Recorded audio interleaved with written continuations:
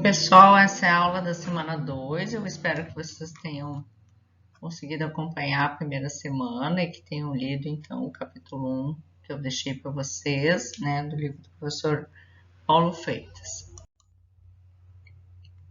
Então, só para retomar, então, o que são estáticos ou dinâmicos? Eu quero avisar vocês que as atividades, aquelas que ficaram da primeira semana, eu só vou corrigir no meu retorno depois do dia 15. Então, possivelmente a gente coloca em discussão e faz uma aula síncrona para dar uma discutida a respeito das respostas que vocês colocaram, certo? Então, só para dar um retorno para vocês. Então, o modelo de simulação estática, o modelo onde a passagem do tempo é irrelevante, ou seja, não tem alteração do estado. Dependente do tempo, aquele sistema não muda de estado. Exemplo, né, os modelos gráficos 2D, que a gente não tem alteração. Modelos de simulação dinâmicos, então, representam sistemas cujos resultados variam com a passagem do tempo. Com relação a determinístico ou estocástico, né, então, os modelos de simulação que não contêm nenhuma variável aleatória são classificados como determinísticos. O que isso quer dizer? Que eu sei exatamente os valores que o meu sistema vai assumir. Por exemplo, a cada 10 minutos chega um cliente no banco. Então, não necessariamente eu estou trabalhando, eu não vou ter variação, então eu estou trabalhando com uma função contínua, né? Então, não vai ter variação a cada 10 minutos entra um cliente. Isso quer dizer que em 1 hora entram 6 clientes no banco. Então, aí, esse sistema vai responder, né, vai dar uma saída com relação a essa entrada que é determinística, que eu sei exatamente o que vai acontecer. No caso de valores médios, né, então tem algumas funções e alguns modelos que utilizam média.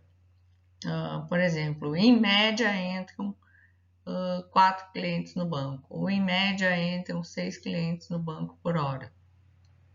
Então, esses modelos que trabalham com valores médios não permitem observar, então, o impacto individual que cada valor provoca no sistema, porque vai ser todo calculado em cima de médias e não necessariamente vai refletir, né, o que eu tenho de realidade se eu estiver trabalhando, então, com um modelo que quer saber o comportamento de um determinado sistema. Então, o modelo estocástico de simulação tem uma ou mais variáveis aleatórias como entrada. Então, essas variáveis aleatórias, né, elas geram saídas aleatórias e aí são consideradas, então, estimativas das características verdadeiras do modelo. Mas aqui eu consigo me aproximar mais de um sistema real, porque eu tenho que medir qual é a distribuição que representa essa variável de entrada e aí, então, tentar chegar mais próximo possível da realidade sistêmica que eu quero simular. Então, a simulação então, estocástica de uma agência bancária, que ela envolve as variáveis aleatórias, eu posso ter, então, o intervalo entre as chegadas, sendo uma variável aleatória, e eu também posso ter uma outra variável que seria a duração dos serviços prestados, né? Que também vai ser um valor aleatório, porque as pessoas elas podem fazer diferentes atividades, né, nessa agência do banco e cada um vai ter um período de tempo específico de atendimento do serviço.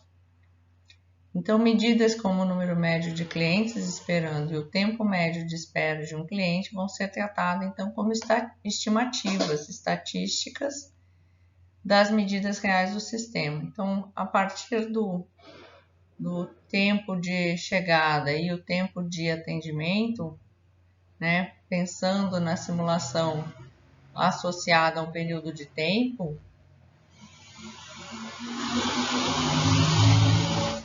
digamos, a agência funciona 8 horas por dia, 7 dias por semana, qual é o número médio de clientes que entram no banco?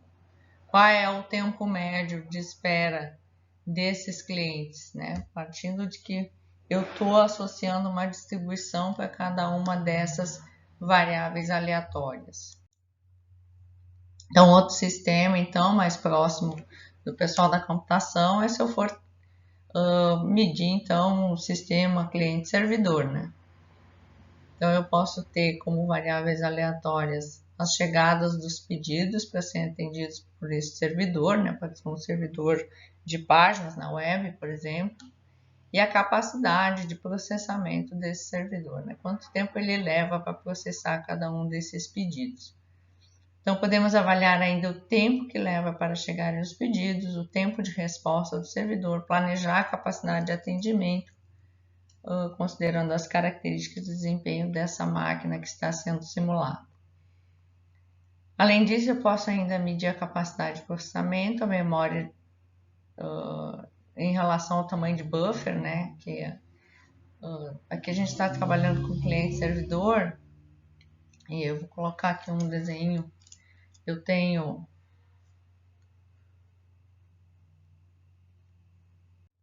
vou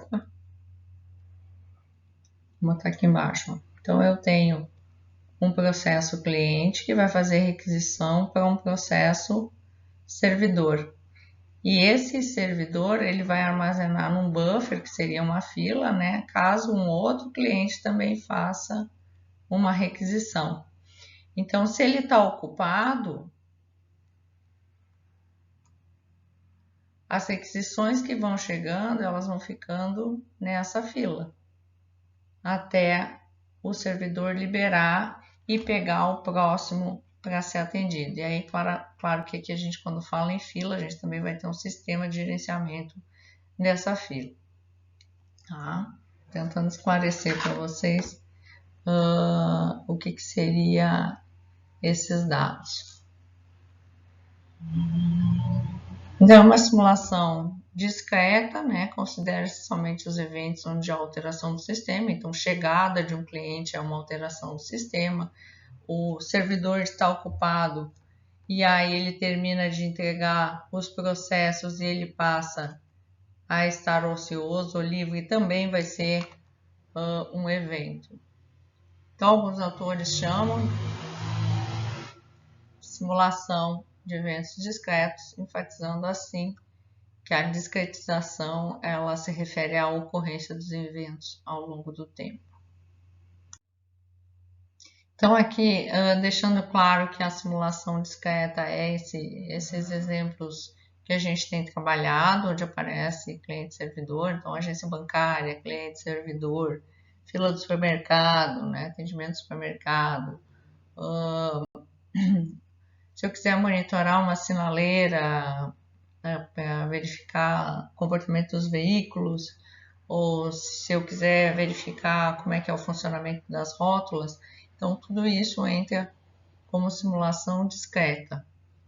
Por exemplo, o sistema operacional, o funcionamento da rede, um roteador, todos esses exemplos caem então em simulação discreta. Ao contrário, na simulação contínua, né, eu tenho a alteração do sistema a cada fração de tempo. Então, exemplos clássicos são um avião voando, a passagem de água por uma barragem, a aplicação de uma deformação de peças conforme o tipo de material. Por exemplo, se eu quiser medir a deformação de uma lata de alumínio a partir de uma certa força aplicada em cima dela, né, quanto ela deforma, o quanto de força eu preciso colocar para que ela deforme ao longo do tempo. Então, esses são exemplos de simulações contínuas. Aqui a gente foca bastante em simulações discretas, falamos um pouco de contínua, mas o foco da disciplina é trabalhar com modelos de simulação discreta. Então, toda simulação de eventos discretos descreve, diretamente ou indiretamente, situações de fila, em que clientes chegam, aguardam na fila se necessário, então recebem o atendimento antes de deixar o sistema. Com isso, existem apenas 2 eventos que controlam a simulação, que são as chegadas de clientes ou de processos, ou do que qual entidade nós estivermos simulando, e o tempo, né, o atendimento pelo servidor ou pelos servidores. Eu posso ter simulações com vários servidores. 2 produtos, então, processados em 2 máquinas em série, as quais possuem ampla área de buffer, e aqui buffer para nós é fila. Então, os eventos são A de 1 para 1, produto 1 chega na máquina 1. O produto 1 deixa a máquina 1. Então, aqui são os eventos. Então, estou listando os eventos que estão acontecendo se eu estiver considerando 2 produtos sendo processados em 2 máquinas diferentes. Então, vai gerar todo esse volume aqui de eventos. Note que só existe 2 eventos, chegada de um produto e a saída de um produto. Os números 1 e 2 são atributos que caracterizam esses eventos. Admitindo que um produto vai ser processado na máquina 1, vai direto para a máquina 2. Os eventos D11 e A12 são exatamente idênticos, assim como o D21 e o A22.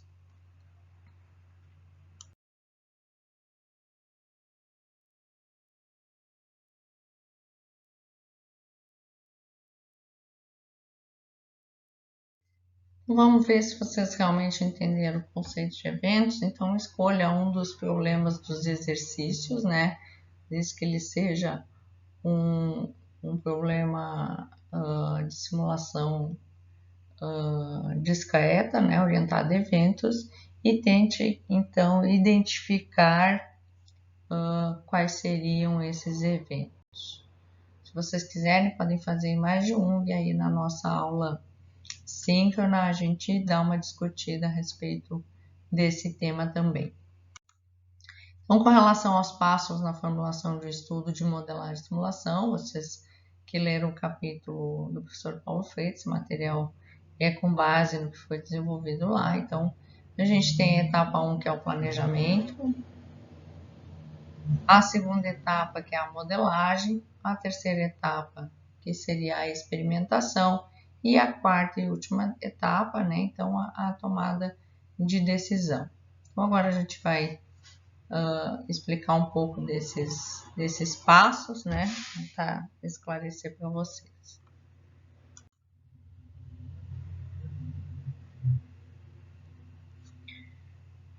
Então, o estudo de simulação, ele inicia, eu acho que já falei isso na primeira semana para vocês, a partir de análise de um problema. Então, todo o estudo inicia com a formulação do problema. Quais são os propósitos, quais são os objetivos do estudo. Tudo isso tem que estar claramente identificado. Questões do tipo que devem ser respondidas. Por que o problema está sendo estudado? Quais serão as respostas que o estudo espera alcançar? Quais são os critérios para a avaliação da performance do sistema ou do desempenho? Quais as hipóteses e prerrogativas e quais as restrições e limites esperados para as soluções obtidas? Então, ainda dentro da formulação do problema, né, tem o planejamento do projeto, que é onde se pretende ter a certeza que haverão recursos suficientes, né, no nível de pessoal, suporte, gerência, hardware, software, para a realização do trabalho proposto. Além disso, o planejamento deve incluir uma descrição dos vários cenários que serão investigados e um cronograma temporal das atividades que serão desenvolvidas, indicando custos e necessidades relacionados aos recursos anteriormente citados. Parte-se então para o modelo conceitual, que é criar um esboço, né, do que vai ser feito. Então, pode ser uma representação gráfica ou algorítmica, ou dependendo dos componentes, né, fazer uma definição, apontar quais são as variáveis e interações lógicas que o sistema vai ter. ainda é recomendado que o modelo inicie, então, de forma simplificada e vá crescendo até alcançar algo mais complexo. Então, eu tenho que montar, né, o modelo. Obviamente que todos esses passos, eles são previstos, então, para projetos de simulação, né, grandes projetos de simulação, que não é o caso aqui da disciplina. A gente vai trabalhar com projetos mais simples, né, mas, sobretudo, essa metodologia que o professor Paulo Freitas apresenta, ela é uma boa metodologia, então, né, para quem não está acostumado a trabalhar com projeto, né, de pontos que precisam, né, constar nessa formulação de projeto.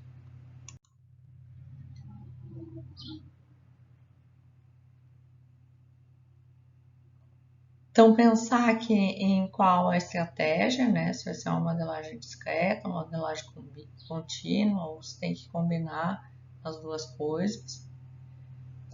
Que tipo de detalhamento vai ser incorporado nesse modelo, né? Como o modelo vai apresentar os resultados. Isso aqui a gente tem na ferramenta, né? A forma de gerar relatório. E aqui também, desculpa, é importante definir que se vai ser usado animação ou animações, né? Para simulação.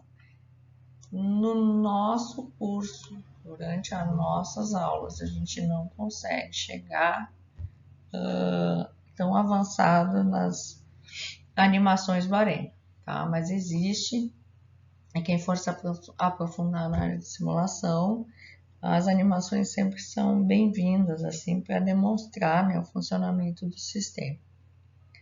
Então, que nível de personalização de cenários e ícones de entidades, nível de agregação de processos, como os dados vão ser colocados no modelo, se vai ser feito manualmente, ou se tem uma leitura de arquivos. Isso aqui é extremamente importante. Como eu estou trabalhando com simulação e eu preciso de dados que me representem a situação real, eu preciso ou coletar esses dados em algum lugar, se é que existe um repositório de dados sobre isso, ou então fazer amostragem e experimentação, né? Ir lá em campo e contar, né, a quantidade de cliente que entra no supermercado, a quantidade de cliente que entra no banco, para que eu tenha um conjunto de amostras. Nas próximas aulas nós vamos falar sobre isso. Vocês já tiveram aula de estatística, vocês já trabalharam com distribuição de frequência e amostragem, e a gente aqui aplica então esse uso de amostragens e variações de frequência, né? Então, acho que na próxima semana ou na outra a gente já vai exercitar a simulação manual, e isso é extremamente importante, né, para que a gente consiga fazer a parte manual da simulação. Então, ainda com relação à formulação, eu posso ter que fazer coleta de macroinformações e dados, então são fatos, informações e estatísticas fundamentais derivados de observações, experiências pessoais ou arquivos históricos. Então, aqui eu tenho que fazer esse levantamento de onde mais eu tenho informações, e no caso de eu ter algumas observações com relação ao funcionamento do sistema, pode então ser um dado importante para a modelagem do sistema. Em geral, macroinformações servem para conduzir os futuros esforços de coleta de dados voltados para a alimentação de parâmetros do sistema modelado. Então, algumas questões que se apresentam são: quais relações e regras que conduzem a dinâmica do sistema? O uso de diagramas de fluxo é comum para facilitar a compreensão dessas interrelações. Isso aqui vai ficar mais claro quando a gente começar a modelar a partir de determinados problemas, tá? Então vocês não se assustem, porque são bastante informações, mas que depois vai ficar mais claro, fazer sentido. Muitas dessas atividades a gente não vai nem usar, porque nós vamos trabalhar com sistemas mais simples, né? Então, quais são as fontes de dados necessários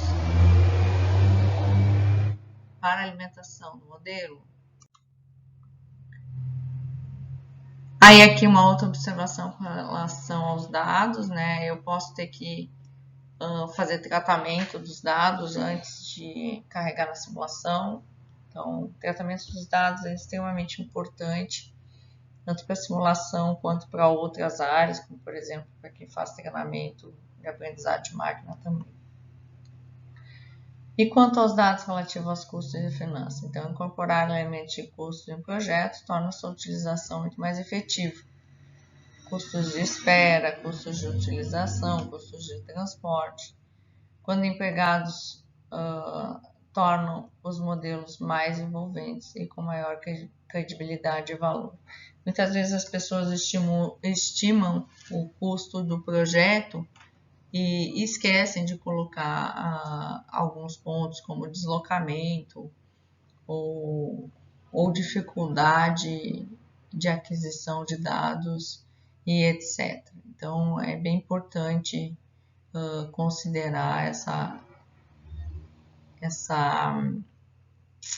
esse dimensionamento, né, de custos e finanças com relação à formulação de um projeto. Então, codificar o modelo numa linguagem de simulação apropriada, embora hoje os esforços de condução desta etapa tenham sido minimizados, né?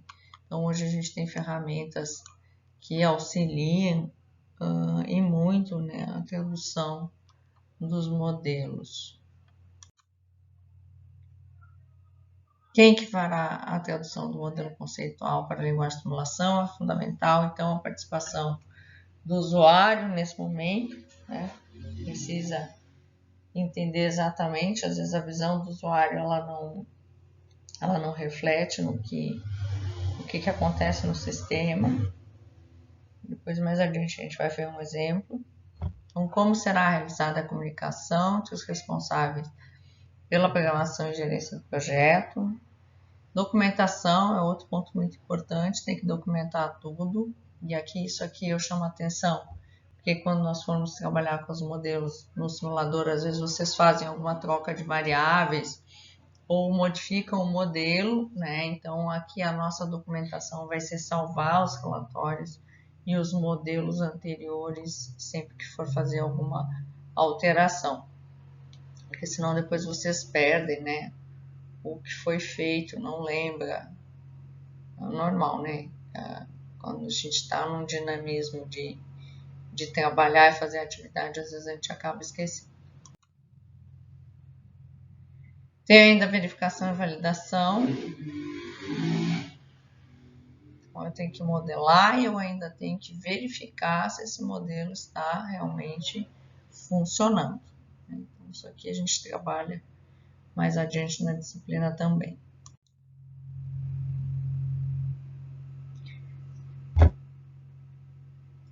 Então, eu posso fazer um projeto experimental,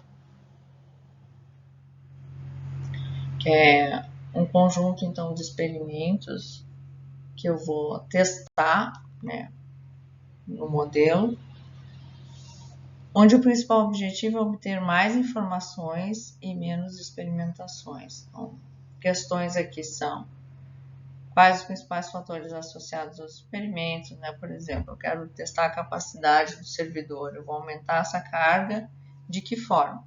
Né? O que é um aumento de carga? Né?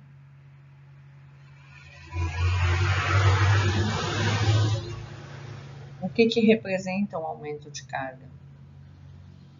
Por exemplo, mais clientes sendo atendidos. E aí eu quero melhorar o processamento. O que significa melhorar o processamento? Significa que eu vou ter que colocar mais recurso. Então, se eu tenho um processador, eu posso ter que colocar 2 processadores para atender um determinado sistema. Então, executar as simulações para a geração dos resultados desejados, né? E para a realização das análises de sensibilidade.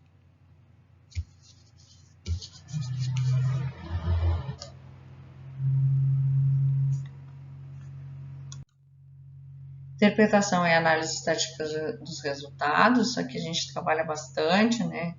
Vamos ler os relatórios. Primeiro a gente começa com a simulação manual, e aí ali a gente tem que calcular tudo através de tabelas. Talvez vocês tenham que usar o Excel para fazer esses cálculos, né? Então eu dou as fórmulas para vocês. E aí a gente pode fazer uma análise do que está acontecendo. Depois, quando for usar a ferramenta, essas análises estatísticas, elas ficam mais fáceis, porque o sistema gera um relatório. A partir desse relatório, a gente consegue compreender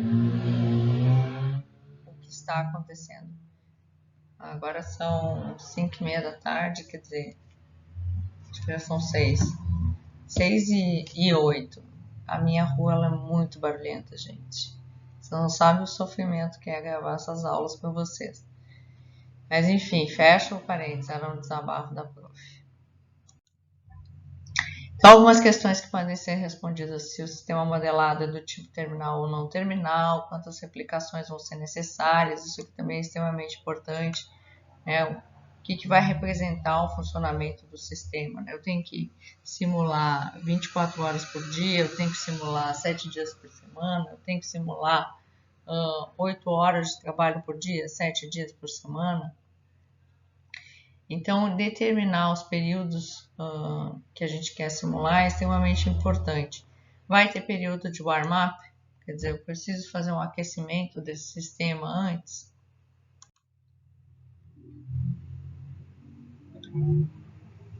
E aí depois eu posso então comparar os meus resultados desses diferentes cenários, né, e verificar se realmente como é que ele se comportou o sistema a partir dos experimentos. Então a gente vai, simula, experimenta, modifica o modelo, experimenta e vai guardando os resultados. E depois a gente faz uma comparação de resultados, certo? Então, em alguns casos, pode ser que eu queira comparar um sistema existente, né, com propostas alternativas.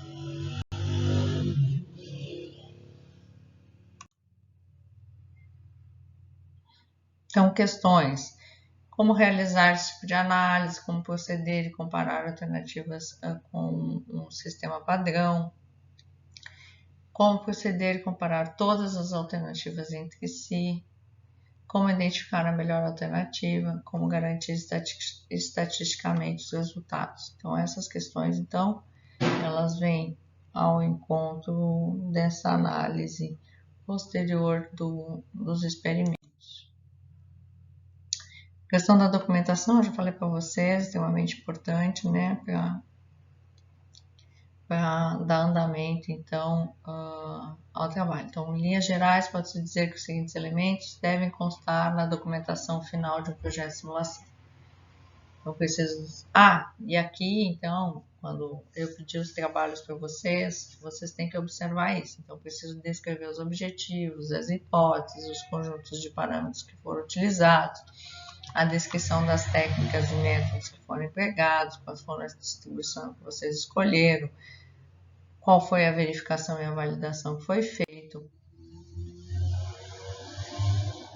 descrição dos projetos de experimentos, né, o que foi experimentado, o que foi modificado, qual foi o resultado obtido. A comparação dos resultados e, obviamente, que toda a documentação precisa ter, então, uma conclusão. Né? Então, é fundamental descrever os ganhos também obtidos na forma monetária. Aí, aqui, se vocês estiverem trabalhando com projetos, né, que envolva a questão financeira.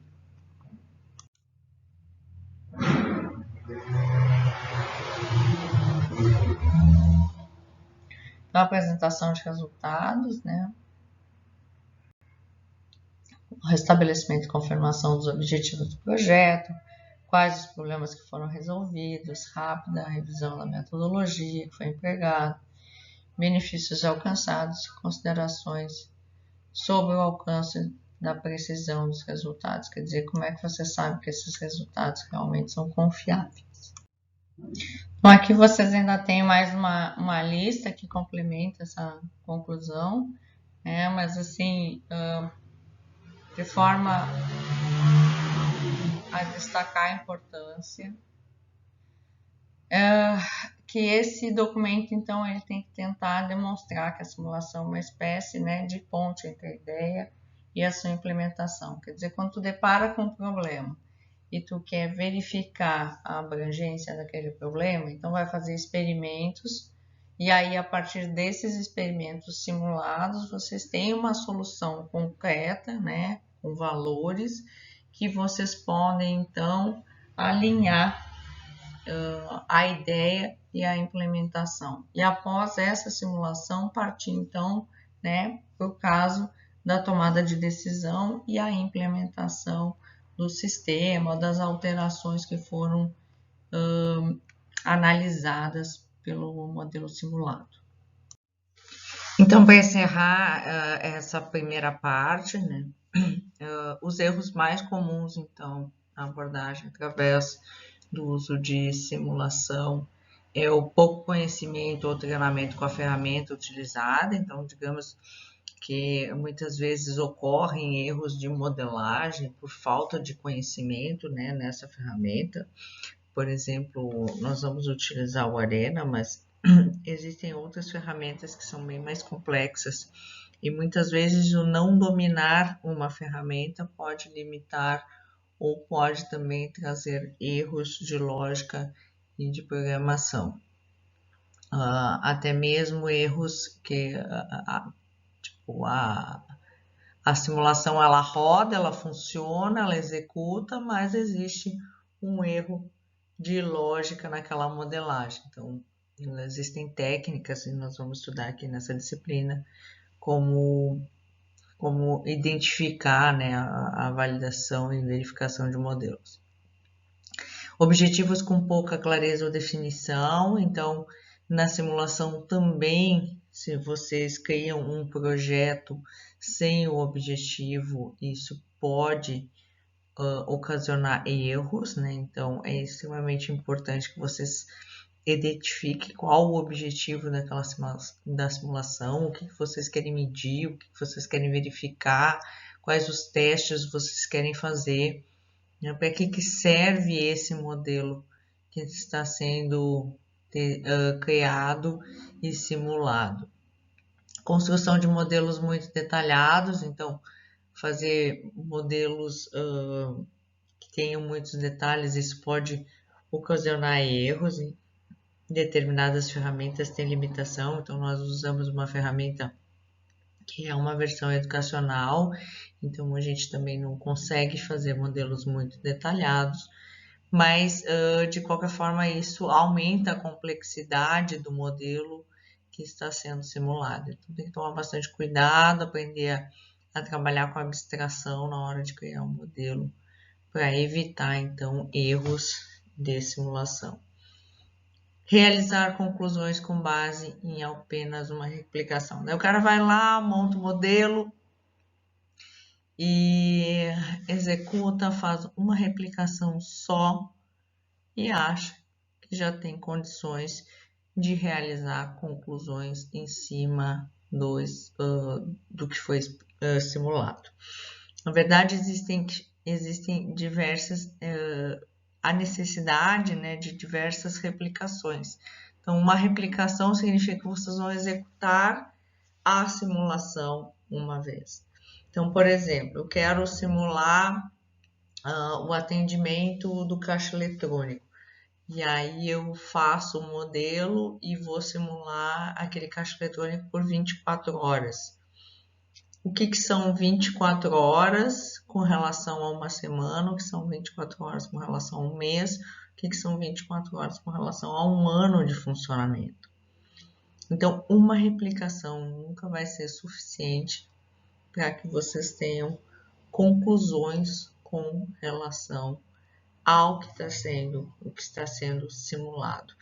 E isso vocês têm que observar, porque muitas vezes vocês têm que fazer trabalhos práticos em outras disciplinas e vai lá e não toma cuidado com a quantidade de amostras que vocês estão trabalhando, nem com relação à quantidade de dados que vocês estão obtendo para gerar essas conclusões. Então, esse é um ponto muito importante, é um ponto que gera bastante erro e também gera dúvidas, né, com relação a quem está avaliando os trabalhos de vocês. Então, mantenham um planejamento de realização das simulações, né, e evitem de fazer apenas uma replicação para obter conclusões e resultados.